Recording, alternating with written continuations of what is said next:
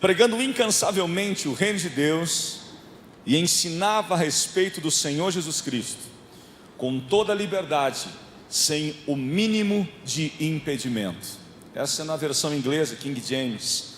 E na atualizada diz: pregando o reino de Deus e ensinando as coisas concernentes ao Senhor Jesus Cristo, com toda a liberdade, sem impedimento algum.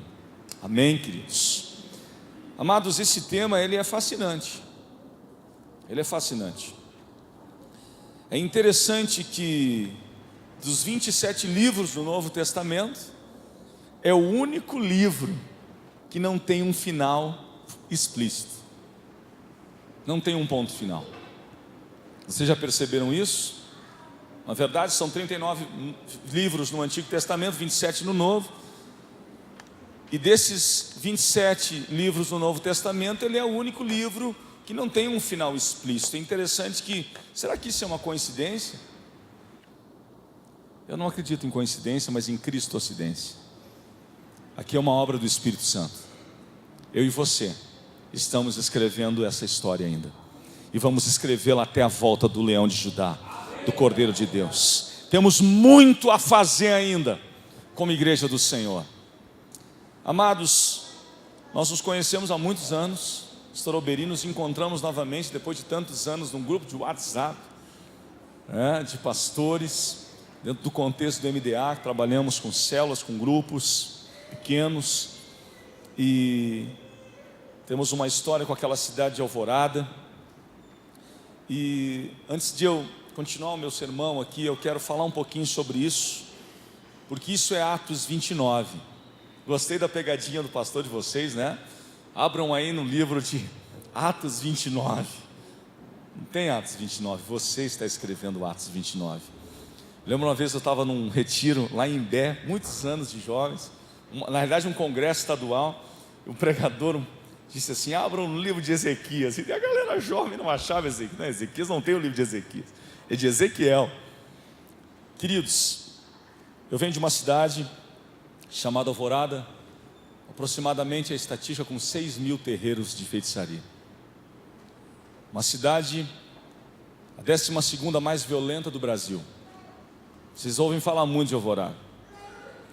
Uma cidade que, essa semana, um amigo meu fazia uma análise, ele trabalha com planejamento, e ele me mandou isso, um PowerPoint, uma estatística.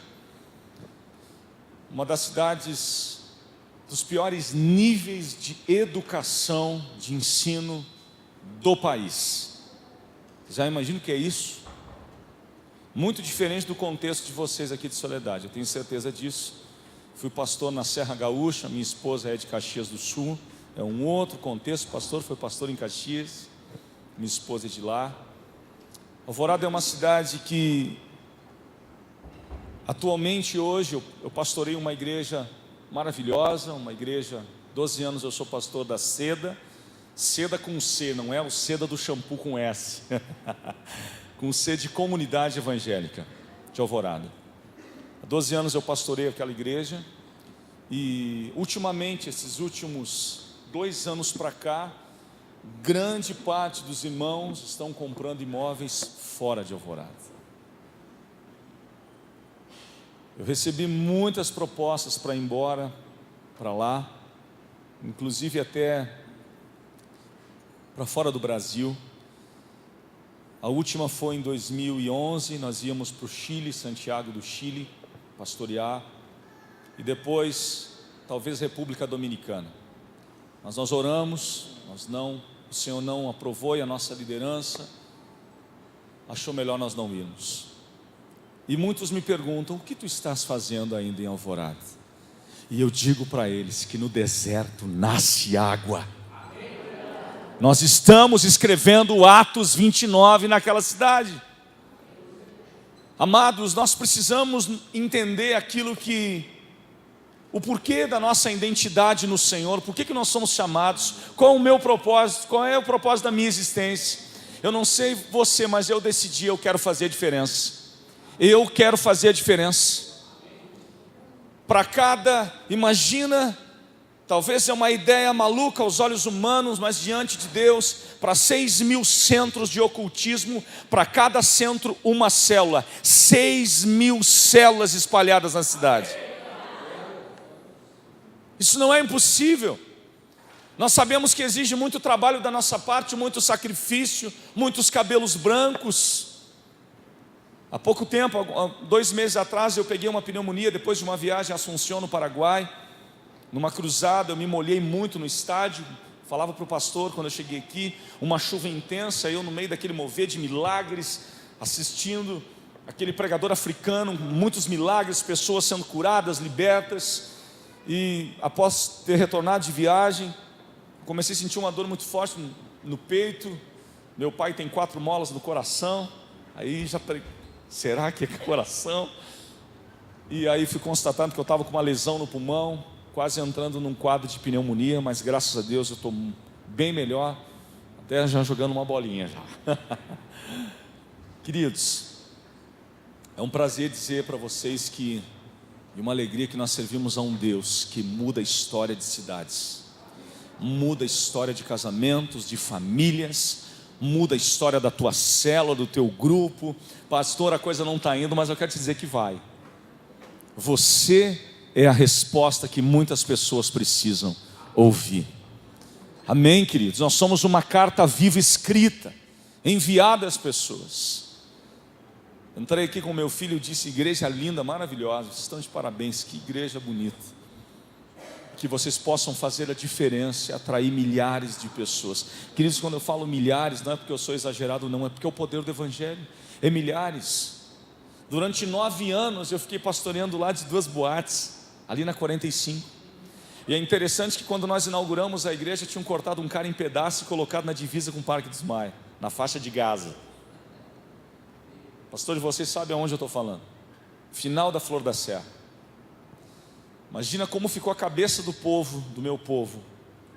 Como que nós vamos ir para um culto se colocar um cara dentro de um saco de lixo? Tamanho exagero de violência, tamanha, influência de espíritos territoriais malignos, tamanha potestade. Mas nós começamos a orar, começamos a chorar e falamos, Senhor, essa terra Tu nos deu por herança. Há algo que precisa ser realizado aqui. Então nós começamos a orar, pedir direção de Deus. E depois de 9 anos, eu me lembro que numa noite que eu estava quase jogando a toalha, nós estávamos com a companhia de teatro Giovanni Si. Eu me lembro que eu estava debruçado em cima da caixa de subgrave, chorando, dizendo, Deus, será que nada vai acontecer? E naquela noite, um dos integrantes daquela peça teatral, ele disse assim, vocês estão no lugar certo. E eu comecei a ouvir, estava prostrado ali, aquele louvor como estava aqui, aquela presença de Deus. E ele disse, eu vejo vocês, Deus manda dizer que eu vejo vocês como um grande pote de açúcar, atraindo milhares de formigas. Irmãos, eu me levantei como um leão. Muitas vezes nós precisamos ser ativados profeticamente, para desempenharmos grandes coisas. Sabe por quê? Se você não cuidar da tua vida com Deus, você esfria. E o esfriamento é um perigo, porque o que te aquece é a presença do Espírito Santo de Deus. Não é só esse culto aqui, não é só esse louvor aqui. Lindo, lindo, lindo és. Olha que canção maravilhosa. Glória, glórias eu te dou, Jesus. Não é verdade? Mas depois que você sair pela porta do templo, como é que você fica? Será que você continua falando palavrão? Será que a tua vida não muda? Será que você volta para a mesmice? Não, você tem que fazer diferença, você tem que ser diferente. Amém. Posso ouvir um amém? Amém. Diga graças a Deus.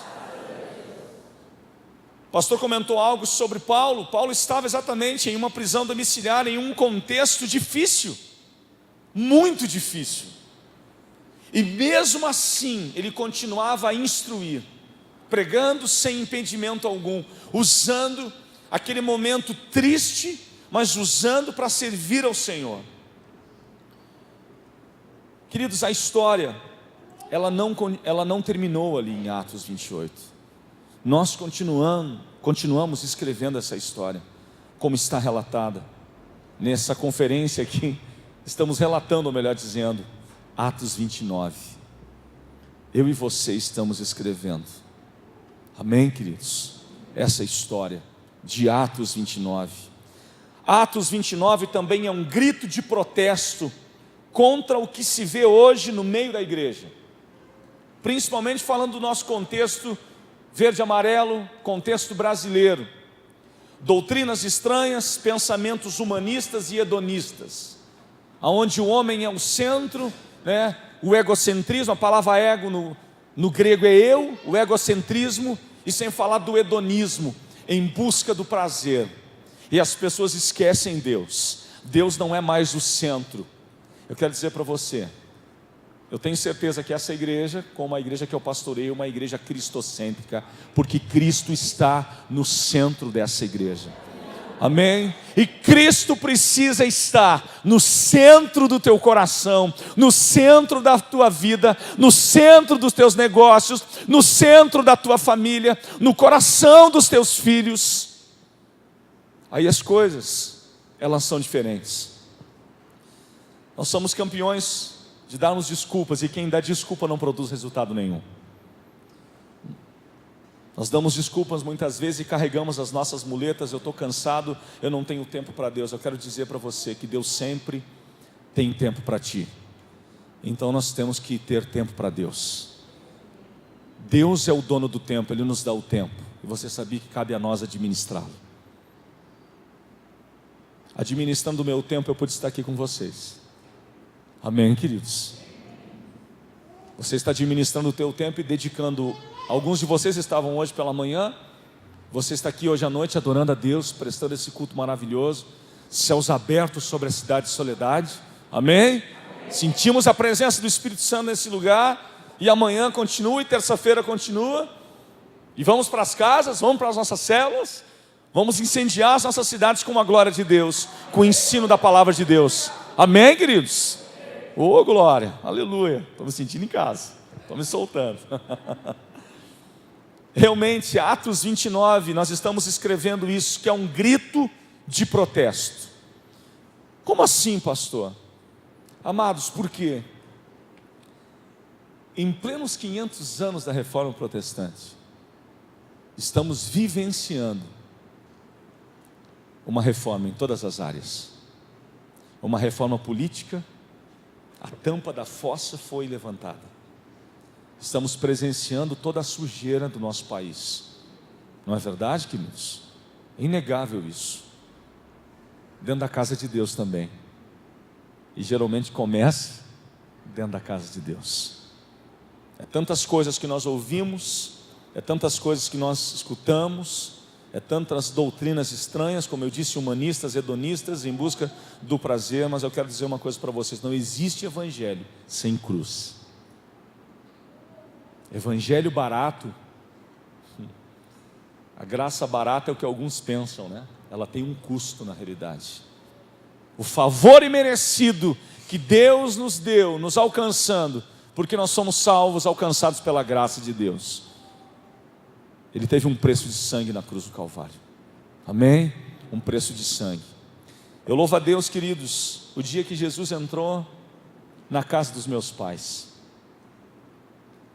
O dia que Jesus entrou na casa dos meus pais, e principalmente a minha mãe, porque o meu pai ficou desviado durante muitos anos, e 20 anos depois eu batizei ele nas águas. Ele não queria nada com Deus.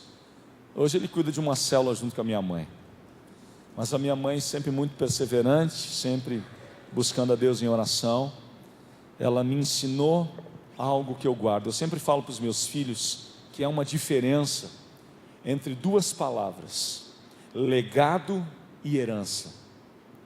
Herança é terreno, legado é eterno. Quantas famílias se dividem por causa de um terreno 10 por 30? Irmãos que não se falam mais. Eu não sei se alguém está passando por uma situação aqui dentro dessa igreja, mas há pouco tempo um pastor amigo meu, cidade de São Leopoldo, após os seus pais falecerem, os seus irmãos o abandonaram. Ele tem 42 anos, seus irmãos são bem mais velhos. Não queremos falar contigo por causa de um terreno lá em Florianópolis. Grande coisa, não levaremos nada desse mundo.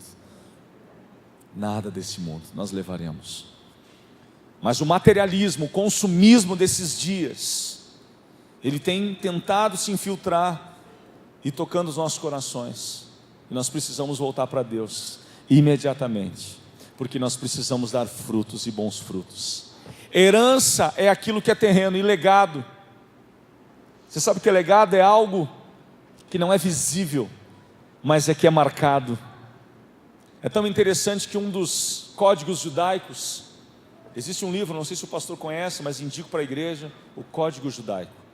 Esse livro é muito bom. E um dos códigos judaicos é o Salmo 78, que diz: não encobriremos os nossos filhos, ensinaremos, passaremos aquilo que aprendemos, né?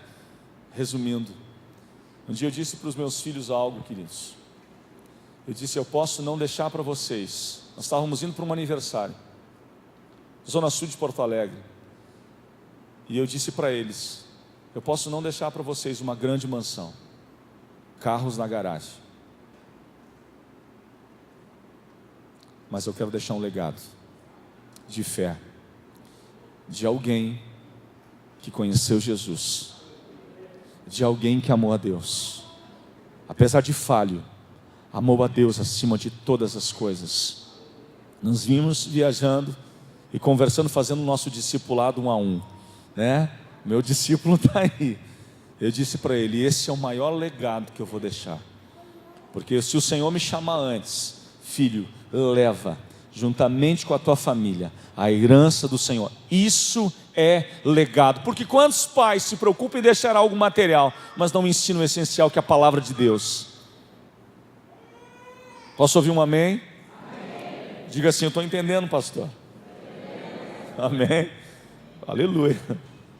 Não fique bravos comigo, amém? Esses conceitos que eu falei têm nos distanciado pessoas dos pilares essenciais da igreja, assim como o Ocidente é tão distante do Oriente. Tem distanciado. São conceitos totalmente errados. Mas eu quero nesta noite dizer para você: se faz necessário nós voltarmos ao evangelho puro que era pregado pelos primeiros apóstolos, lá no início da igreja primitiva. Queridos, quando Jesus ele disse: eu não vos deixarei órfãos, mas vos enviarei o outro Consolador. Ele estava falando que aquele, o Paráclitos, né, que estaria ao lado, como um advogado, estaria auxiliando, com as mesmas características que ele, estaria ali, impulsionando a igreja. Deus Pai enviou o seu Filho, o Filho, o Espírito Santo, e o Espírito Santo nos envia para escrevermos Atos 29. Envia a igreja, que somos eu e você. Lutas, todos nós temos. Amém, queridos? Um dia alguém brincou comigo, né? Eu disse: cara, eu não estou bem, não vou, 2 cultos eu não vou poder ir. Pastor, o senhor fica doente? Não, queridos, eu sou um robô. Sou de ferro, né? Eu sou o Iron Man, né? Ou quem sabe o Homem-Aranha, apesar que eu nunca escalei numa parede. Nós somos seres humanos, corre sangue nessas veias. O que nos mantém em pé é a graça de Deus, a graça do Senhor. Amém, queridos? Enquanto há fôlego, nós precisamos fazer o que fomos chamados para fazer. O evangelho puro e simples, ele tem o foco em Jesus e na cruz. Amém? Na oração, na vida comunitária, quando nós saímos das 4 paredes, aconteceu uma situação conosco na Alvorada, na realidade em 2000, há 3 anos atrás, 2014, uma grande enchente, uma das maiores dos últimos 30 anos na Americana. E nós tínhamos chegado de viagem, eu, a minha esposa e os meus filhos. E uma das nossas células, ela foi impedida por causa da enchente.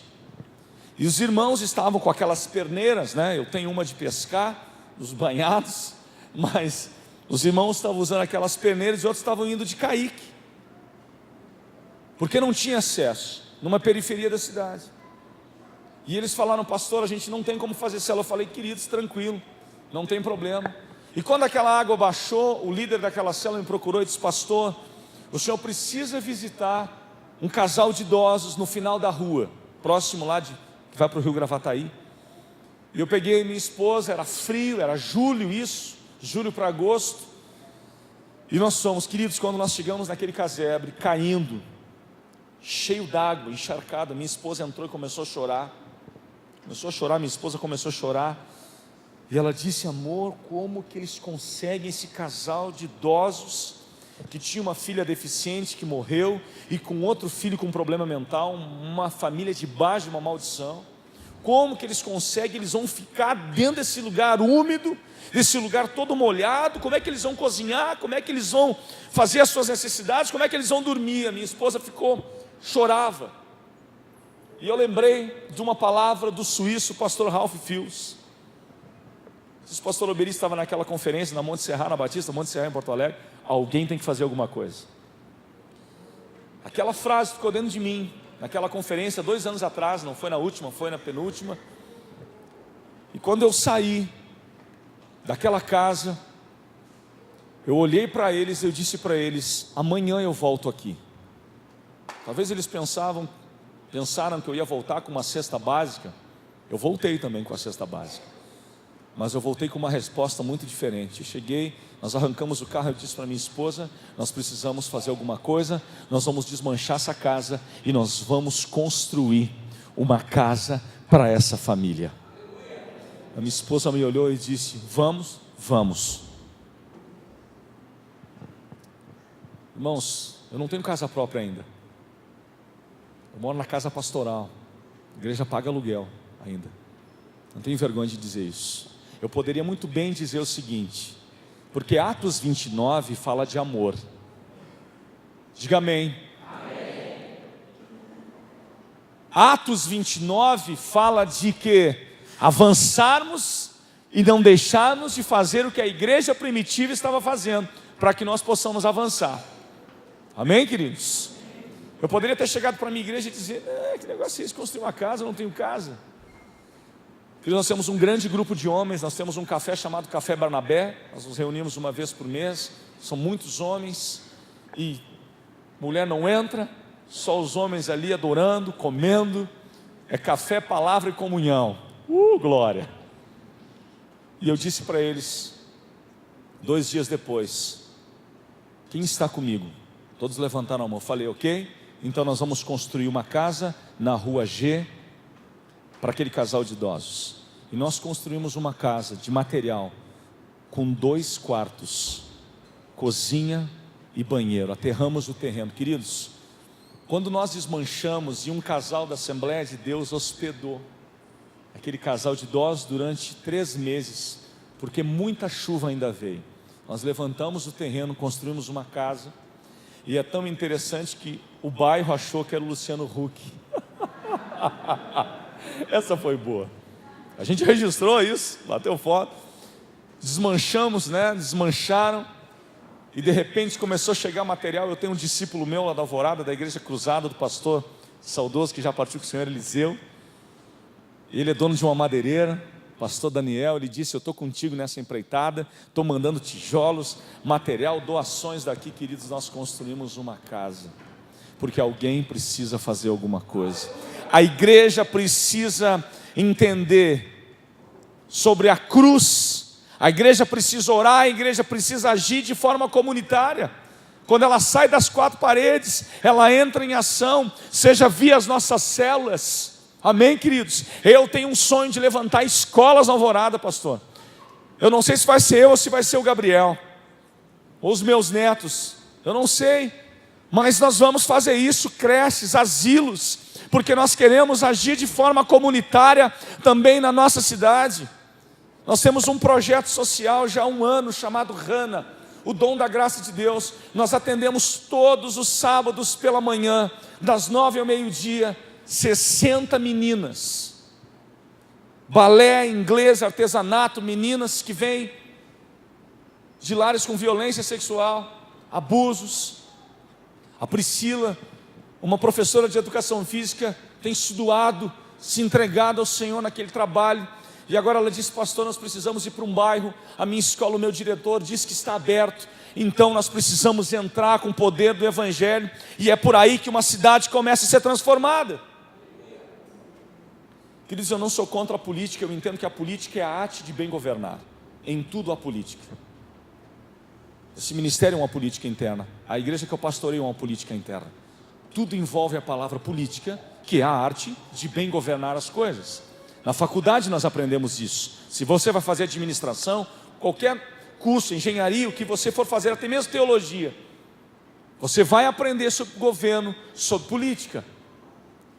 Mas eu quero dizer uma coisa para você: a nossa esperança no Brasil não está na política, está em Jesus Cristo, em uma igreja que tem se levantado, escrevendo Atos 29. Amém, queridos? E por último, essa igreja que precisa voltar ao Evangelho puro, ela precisa estar olhando no ensino das Escrituras e no serviço humilde, como o nosso servo Jesus, a qual ele disse: eu não vim para ser servido, ele veio para servir.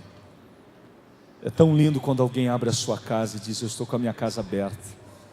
Irmãos, é um privilégio você abrir a tua casa e você ter uma célula na tua casa. Na verdade, quem tem uma célula sabe disso. É algo maravilhoso. Vou contar para vocês um dia. Meu filho, logo que nós começamos há 5 anos atrás a trabalhar com células, o Daniel, meu filho do meio, ele é bem laranja, o cabelo ele é bem ruivo, o cabelo parece que é uma chama. Ele disse assim: pai, as nossas células começam 8h30 na quarta-feira, por causa do comércio, Alvorada, Porto Alegre, 8h30 da noite. Ele disse: um coleguinha meu do colégio está vindo. Pensei comigo: 8h30 da noite, um garotinho vai vir na tua célula.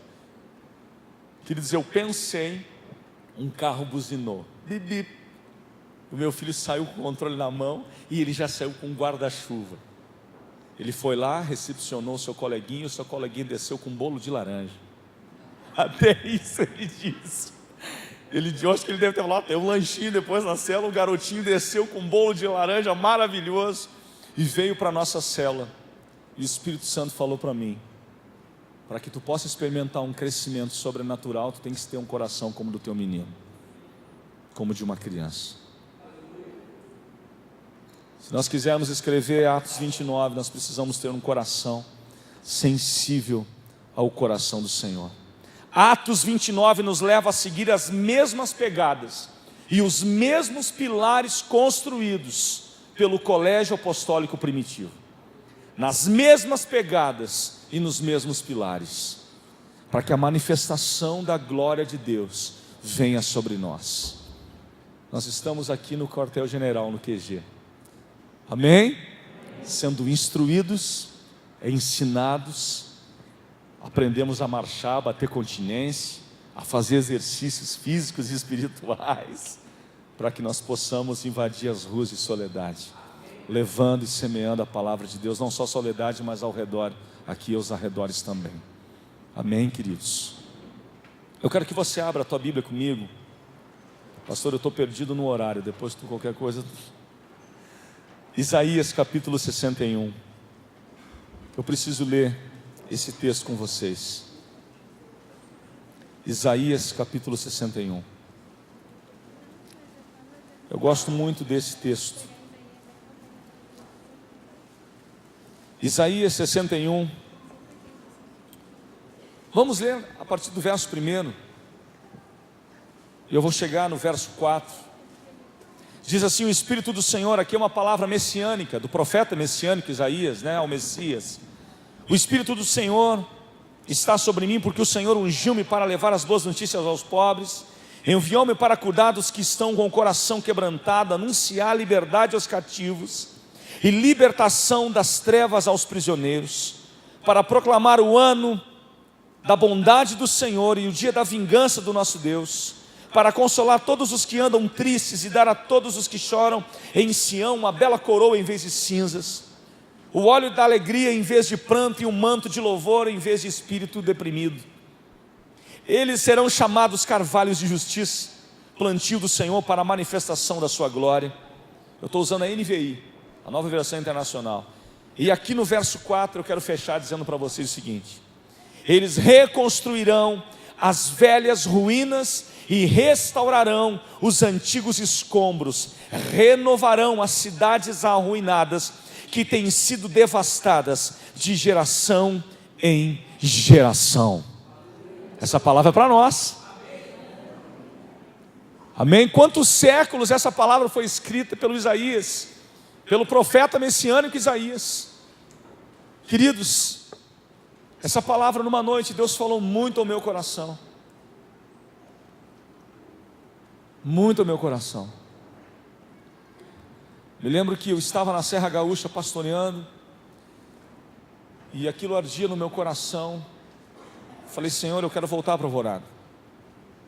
E numa noite eu estava orando lá em São José dos Ausentes. Não sei se você já ouviu falar. Quando eu fui pastor lá, ninguém falava nessa cidade. A cidade mais alta e mais fria do Rio Grande do Sul. Semana que vem eu vou estar pregando lá. Já tem que levar uma jaqueta. Mesmo no verão é frio. E o Senhor me veio e me trouxe esse texto. E Ele disse: filho, eles reconstruirão as velhas ruínas, restaurarão os antigos escombros, renovarão as cidades arruinadas que têm sido devastadas de geração em geração. Amados, nós estamos em um estado tão expressivo da Federação Brasileira, Rio Grande do Sul, os pés da nação brasileira. Preste bem atenção no que eu vou te dizer. Mas é um dos estados aonde ainda tem cidades da Serra Gaúcha que não tem uma igreja evangélica aberta. Eu tenho uma farmacêutica e bioquímica lá na igreja. O marido dela é um dos líderes do louvor. E ela veio de uma cidade do interior da Serra. Há pouco tempo ela não tinha uma igreja evangélica naquela pequena cidade de italianos. Eu sou casado com uma italiana. Minha sogra mora na Itália há muitos anos. Eu sei muito bem o que eu estou falando. Mas hoje o evangelho tem entrado. O evangelho em Caxias do Sul. O que era Caxias quando eu casei? Talvez você pense, se os mais antigos voltarem atrás, o que era a Soledade alguns anos atrás. O evangelho de Cristo, ele muda a história de cidades. Ele é poderoso para fazer nascer água em meio ao deserto. E nós fomos chamados, escrevendo essa história de Atos 29, nós vamos restaurar cidades devastadas e vamos deixar um legado de salvação, de poder de Deus, de milagres, de libertação, através do poder do Evangelho de Jesus Cristo. Vamos nos colocar em pé, queridos.